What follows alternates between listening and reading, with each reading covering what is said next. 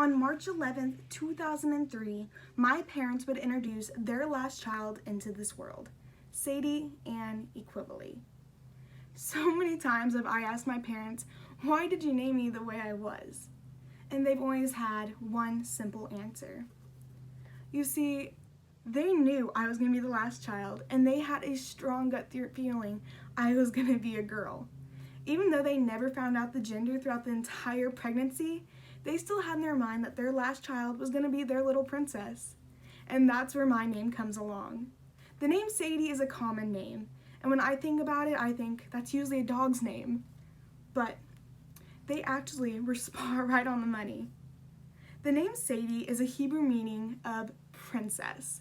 So when they said they wanted their last daughter to be a princess, they literally went for it and they went the extra mile.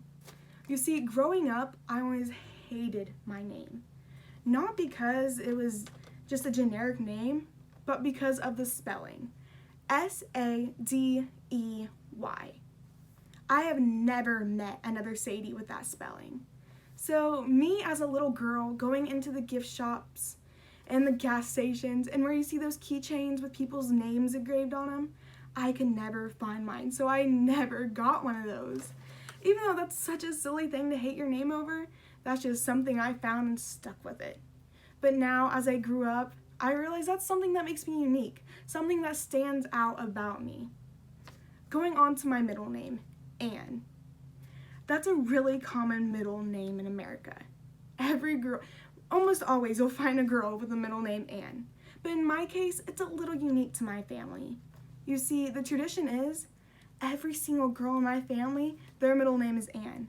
Going as far back in the family tree that you possibly can, everyone's name is Ann. And so that adds to my name, Sadie Ann.